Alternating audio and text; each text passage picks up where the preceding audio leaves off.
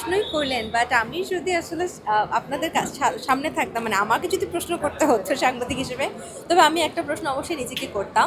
সেটা হচ্ছে ইতিমধ্যে দেখবেন যে সোশ্যাল মিডিয়াতে অনেক বেশি আলোচনা হচ্ছে। কিছু ক্ষেত্রে আমি জানি না কেন আমার কাছে বেশ সমালোচনা সমালোচনা বলবো না, বাট কিছু মিস আন্ডারস্ট্যান্ডিং আছে যে পোস্টগুলো আমার সামনে এসেছে। যে বলা হচ্ছে যে for the very first time international crown আমাদের দেশে এসেছে। এটা নিয়ে আসলে অলরেডি অনেক কন্ট্রোভার্সিয়াল ব্যাপার চলছে। সো আমি এই ব্যাপারটা একদম ক্লিয়ার করতে চাই। বাংলাদেশের মিস ক্যাটাগরিতে এর আগে ইন্টারন্যাশনাল ক্রাউন এসেছে। বাংলাদেশের মিস অনলাইন প্রতিযোগিতা হিসেবেও এর আগে ইন্টারন্যাশনাল ক্রাউন এসেছে, এবং মিসেস ক্যাটাগরিতে বাংলাদেশে এর আগে কিন্তু ক্রাউন এসেছে। তবে হ্যাঁ, হয়তো দীর্ঘ সময় পর আরও একবার একটা ইন্টারন্যাশনাল ক্রাউন এসেছে, তবে for the very first time independent ইন্টারন্যাশনালের প্যাজেন্টের ক্রাউন এদেশে এসেছে। সো এটাই আসলে মিসেস বাংলাদেশ, এবং আমার পেজ থেকে বারবার প্রচার করা হচ্ছে যে ইন্ডিপেন্ডেন্ট প্যাজেন্ট, যে প্যাজেন্ট থেকে আমি এসেছি সেই প্যাজেন্ট থেকে প্রথম ক্রাউন বাংলাদেশে এসেছে।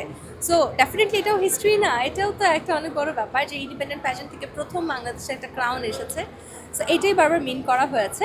এবং at the same time national costume নিয়ে আমি বলতে চাই, আমার ন্যাশনাল কস্টিউম যে কী হবে আমরা যেদিন ফ্লাই করি সেদিন রাত দুটোই আমরা জানতে পেরেছি, বিকজ আমাদের কোনো কিছু রেডি ছিল না, অ্যান্ড আমরা অন্য কিছু প্ল্যান করেছিলাম আর সেটা অন্য কিছু হয়েছে। আমরা আমাদের ন্যাশনাল কস্টিউমে বেস্ট হয়েছি, আমরা সেখানেও অ্যাওয়ার্ড পেয়েছি। আমাদের ন্যাশনাল কস্টিউমের থিম ছিল নকশি কাঁথা। নকশি কাঁথা মেয়েরা বুনে থাকে, আপনারা সবাই জানেন, বেশিরভাগ ক্ষেত্রে গ্রামের মেয়েরা। আমার অ্যাডভোকেসির সাথেও কিন্তু সেটা যায়, ওমেন এম্পাওয়ারমেন্ট। জুট নিয়ে কাজ করেছি।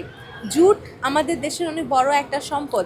আমাদের দেশে কিন্তু জুট দেখা যাচ্ছে শুধুমাত্র বস্তা বানাতে কাজে আসছে, বাট বিশ্বজুড়ে জুট দিয়ে মানুষ অনেক সুন্দর সুন্দর ফ্যাশনেবল গাউনও তৈরি করে। এবং হ্যান্ড স্টিচ, আমি যে গাউনটা পরেছিলাম সেটাকে আমি শাড়ির আদলে বানিয়েছি, কারণ আমার দেশের একটা জাতীয় পোশাক হিসেবে আমরা শাড়ি হিসেবে দেখি। সেই গাউনের আঁচলে কিন্তু আমাদের হ্যান্ড স্টিচ করা হয়েছিল। এবং আমি এপ্রিলে গিয়েছিলাম এই কম্পিটিশনে। এপ্রিল মানে পহেলা বৈশাখ, তাই আমি পহেলা বৈশাখের থিম নিয়েছি। এবং আপনারা দেখে থাকবেন আমার কানে ছিল মাটির গহনা। মাটির গহনাও কিন্তু ওমেন এম্পাওয়ারমেন্টকে রিফ্লেক্স করে। এবং দ্য ব্যাক পিস ছিল আমাদের দেশে পয়লা বৈশাখকে ট্রিবিউট করে, কারণ সেখানে আমরা বাঘ এবং প্যাঁচা, বাঘ না সম্ভবত প্যাঁচা এবং বাঘই সম্ভবত, হ্যাঁ প্যাঁচা এবং বাঘকে আমরা ট্রিবিউট করেছিলাম মুখোশ আকারে। এবং at the same time back পিসে কিন্তু আমাদের আলপনা ছিল। আলপনা আপনারা জানেন যে বাংলার গ্রামের মেয়েরা আলপনা বিয়ের সময় করে থাকে ঘরের মধ্যে। এবং একই সাথে রিক্সা প্রিন্ট ছিল ব্যাক পিসে। রিক্সা প্রিন্টও আমাদের দেশের নিজস্ব একটা জিনিস। এবং অ্যাট দ্য সেম টাইম পটের গল্প ছিল। প্রাচীনকালে বাংলাদেশের গল্প যখন, ঠিক বাংলাদেশ না, প্রাচীনকালে এই পুরো বাংলার গল্প বলার জন্য কিন্তু পটের চিত্র ব্যবহার করা হতো। সে পটচিত্র ছিল।